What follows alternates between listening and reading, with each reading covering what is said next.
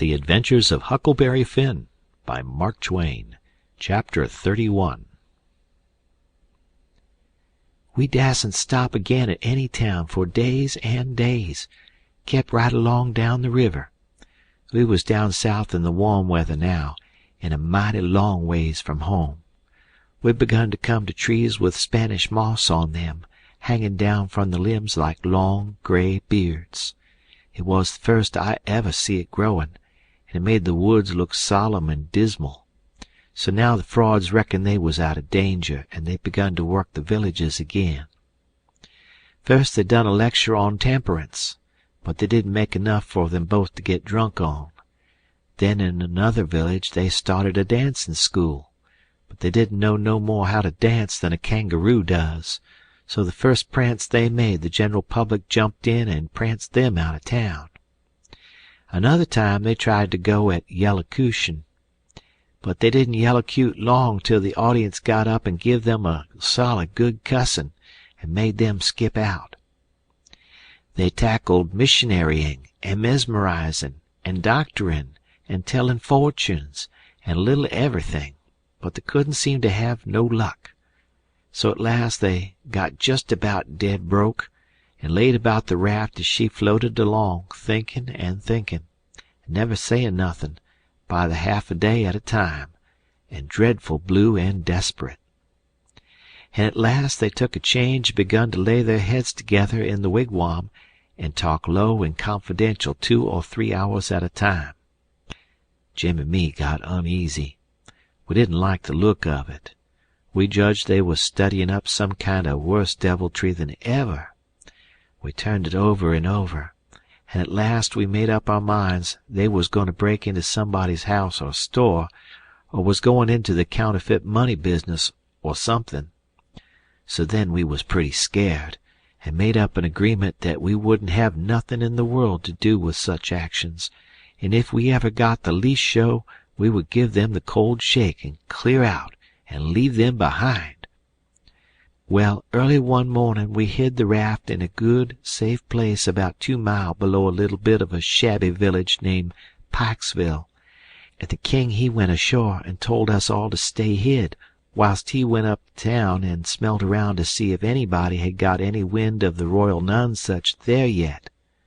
"House to rob, you mean," says I to myself, "and when you get through robbing it you'll come back here and wonder what has become of me and Jim and the raft, and you'll have to take it out in wondering." And he said if he weren't back by midday the Duke and me would know it was all right, and we was to come along. So we stayed where we was. The Duke he fretted and sweated around, and was in a mighty sour way. He scolded us for everything, and we couldn't seem to do nothing right. He found fault with every little thing. Something was a-brewin', sure. I was good and glad when midday come and no king. We could have a change anyway, and maybe a chance for the chance on top of it. So me and the Duke went up to the village and hunted around there for the king. And by we found him in the back room of a little low doggery, very tight, and a lot of loafers bullyragging him for sport, and he a-cussin' and a-threatenin' with all his might, and so tight he couldn't walk, and couldn't do nothin' to them. The Duke he begun to abuse him for an old fool, and the king begun to sass back, and the minute they was fairly at it I lit out and shook the reefs out of my hind legs, and spun down the river road like a deer, for I see our chance, and I made up my mind that it would be a long day before they ever see me and Jim again. I got down there all out of breath, but loaded up with joy, and sung out, "Set her loose, Jim, we're all right now." But there warn't no answer, and nobody come out of the wigwam. Jim was gone. I set up a shout, and then another one, and run this way and that in the woods, whooping and screeching, but it warn't no use. Old Jim was gone. Then I set down and cried. I couldn't help it, but I couldn't set still long. Pretty soon I went out on the road, trying to think what I better do, and I run across a boy walking, and asked him if he'd seen a strange nigger dressed so-and-so, and he says, "Yes." "Whereabouts?" says I. "Down to Silas Phelps' place, 2 mile below here. He's a runaway nigger, and they've got him. Was you looking for him?" "You bet I ain't. I run across him in the woods about an hour or 2 ago, and he said if I hollered he'd cut my livers out, and told me to lay down and stay where I was, and I done it. Been there ever since, afeard to come out." "Well," he says, "you needn't be afeard no more, because they've got him. He run off from down south somewheres." "It's a good job they got him." "Well, I reckon. There's $200 reward on him. It's like picking up money out of the road." "Yes, it is, and I could 'a' had it if I'd been big enough. I see him first. Who nailed him?" "It was an old feller, a stranger, and he sold out his chance in him for $40, because he's got to go up the river and can't wait. Think o' that now. You bet I'd wait if it was 7 year." "That's me every time," says I. "But maybe his chance ain't worth no more than that if he'll sell it so cheap. Maybe there's something ain't straight about it." "But it is, though, straight as a string. I see the handbill myself. It tells all about him, to a dot. Paints him like a picture. Tells the plantation he's from, below New Orleans. No, sirree, Bob, there ain't no trouble about that speculation, you betcha. Say, give me a chaw of tobacco, won't you?" I didn't have none, so he left. I went to the raft and set down in the wigwam to think, but I couldn't come to nothin'. I thought till I wore my head sore, but I couldn't see no way out of the trouble. After all this long journey, and after all we'd done for them scoundrels, here it was all come to nothin', and everything all busted up and ruined, because they could have the heart to serve Jim such a trick as that, and make him a slave again all his life, and amongst strangers too, for $40 dirty. Once I said to myself it would be 1,000 times better for Jim to be a slave at home where his family was, as long as he got to be a slave, and so I better write a letter to Tom Sawyer and tell him to tell Miss Watson where he was. But I soon give up that notion for 2 things. She'd be mad and disgusted at his rascality and ungratefulness for leaving her, and so she'd sell him straight down the river again. And if she didn't, everybody naturally despises an ungrateful nigger, and they'd make Jim feel it all the time. And so he'd feel honor and disgraced. And then think of me.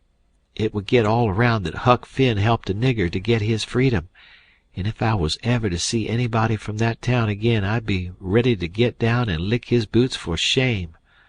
That's just the way. A person does a low-down thing, and then he don't want to take no consequences of it.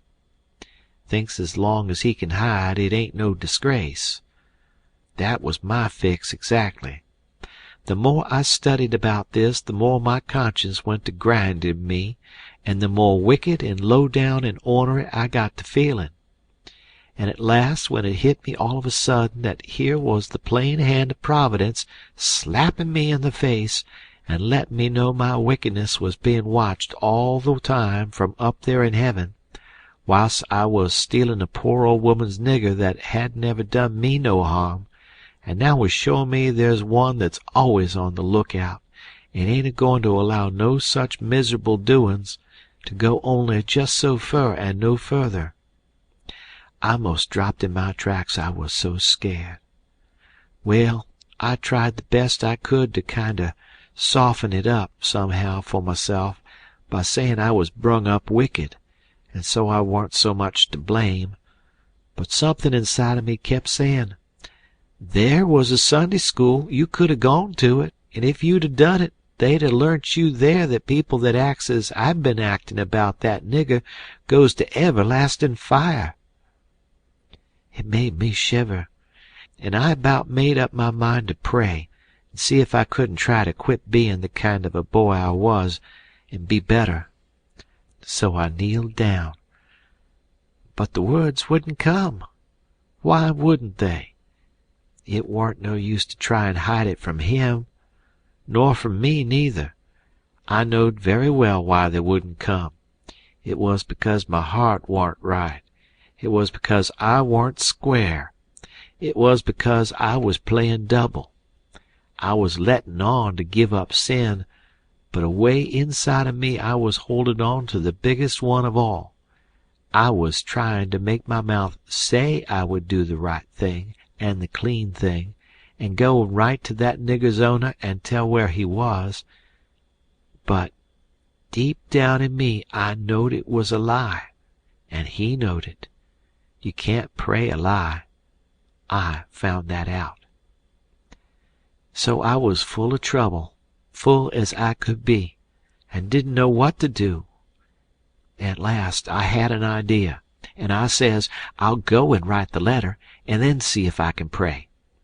Why, it was astonishin' the way I felt as light as a feather right straight off, and my troubles all gone. So I got a piece of paper and a pencil, all glad and excited, and set down and wrote, "Miss Watson, your runaway nigger Jim is down here 2 miles below Pikesville, and Mr. Phelps has got him, and he will give him up for the reward if you send. Huck Finn."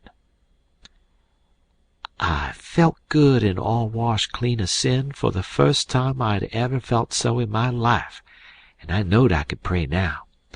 But I didn't do it straight off, but laid the paper down and set there thinking how good it was all this happened so, and how near I come to being lost and going to hell.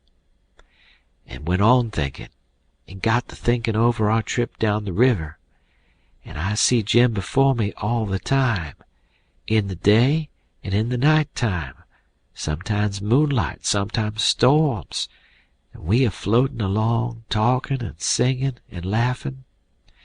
But somehow I couldn't seem to strike no places to harden me against him, but only the other kind.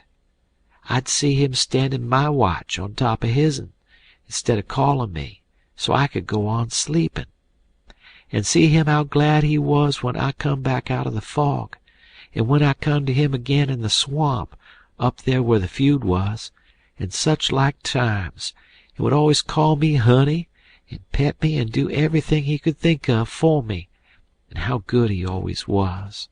And at last I struck the time I saved him by telling the men we had smallpox aboard, and he was so grateful, and said I was the best friend old Jim ever had in the world, and the only one he's got now.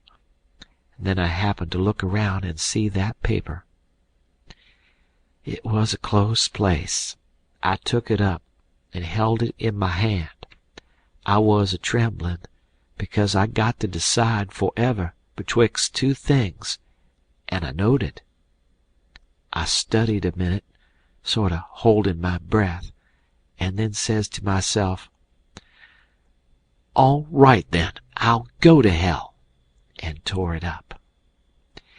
It was awful thoughts and awful words, but they was said, and I let them stay said, and never thought no more about reforming. I shoved the whole thing out of my head, and said I would take up wickedness again, which was in my line, being brung up to it, and the other warn't. For a starter, I would go to work and steal Jim out of slavery again, and if I could think up anything worse, I would do that too, because as long as I was in, and in for good, I might as well go the whole hog. Then I set to thinking over how to get at it, and turned over some considerable many ways in my mind, and at last fixed up a plan that suited me. So then I took the bearings of a woody island that was down the river a piece, and as soon as it was fairly dark I crept out with my raft and went for it, and hid it there, and then turned in. I slept the night through, and got up before it was light, and had my breakfast, and put on my store clothes, and tied up some others and one thing or another in a bundle, and took the canoe and cleared for shore. I landed below where I judged was Phelps' place, and hid my bundle in the woods, and then filled up the canoe with water, and loaded rocks into her and sunk her where I could find her again when I wanted her, about a quarter of a mile below a little steam sawmill that was on the bank. Then I struck up the road, and when I passed the mill I see a sign on it, Phelps's sawmill. And when I come to the farmhouses 200 or 300 yards further along, I kept my eyes peeled, but didn't see nobody around, although it was good daylight now. But I didn't mind, because I didn't want to see nobody just yet. I only wanted to get the lay of the land. According to my plan, I was going to turn up there from the village, not from below. So I just took a look and shoved along straight for town. Well, the very first man I see when I got there was the Duke. He was sticking up a bill for the Royal Nonsuch, 3-night performance, like that other time. They had the cheek, them frauds. I was right on him before I could shirk. He looked astonished, and says, "Hello, where'd you come from?" Then he says, kind of glad and eager, "Where's the raft? Got her in a good place?" I says, "Why, that's just what I was going to ask your grace." Then he didn't look so joyful, and says, "What was your idea for asking me?" he says. "Well," I says, "when I see the king in that doggery yesterday, I says to myself, we can't get him home for hours, till he's soberer, so I went a-loafing around town to put in the time and wait. A man up and offered me 10 cents to help him pull a skiff over the river and back to fetch a sheep, and so I went along. But when we was dragging him to the boat, and the man left me a hold of the rope and went behind him to shove him along, he was too strong for me and jerked loose and run, and we after him. We didn't have no dog, and so we had to chase him all over the country till we tired him out. We never got him till dark. Then we fetched him over, and I started down for the raft. When I got there and see it was gone, I says to myself, they got into trouble and had to leave, and they've took my nigger, which is the only nigger I've got in the world, and now I'm in a strange country and ain't got no property no more, no nothing, and no way to make my living.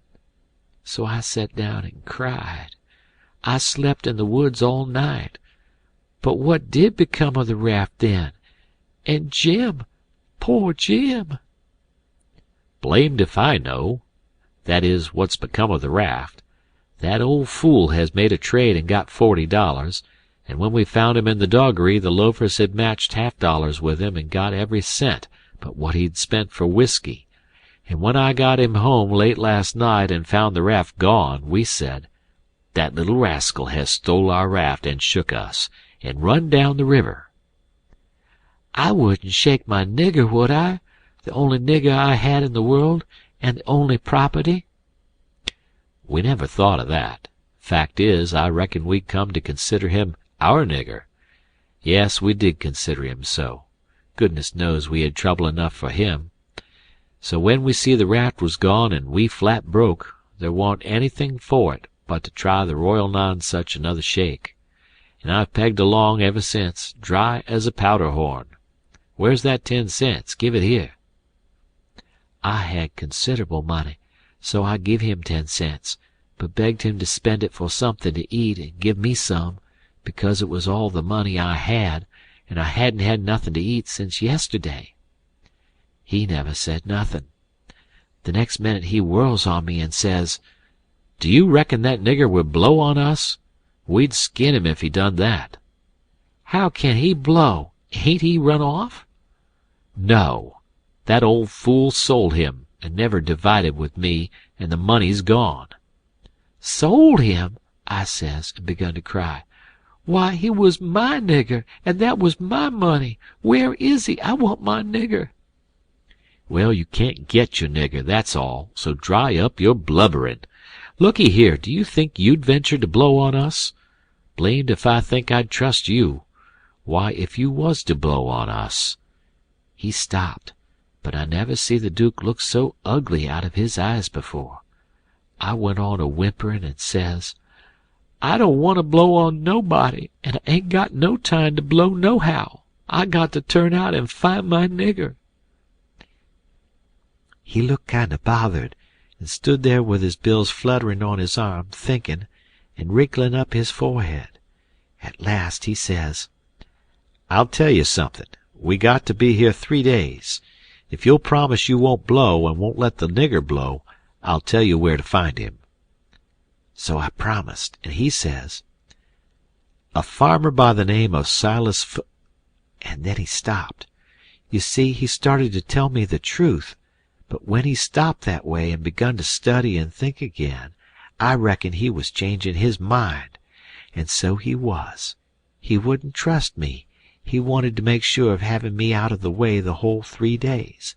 So pretty soon he says, 'The man that bought him is named Abram Foster, Abram G. Foster, and he lives 40 mile back here in the country, on the road to Lafayette.'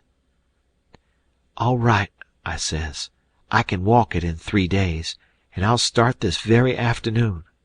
'No, you won't. You'll start now, and don't you lose any time about it, neither, nor do any gabbling by the way. Just keep a tight tongue in your head and move right along, and then you won't get into trouble with us, do you hear?' That was the order I wanted, and that was the one I played for. I wanted to be left free to work my plans.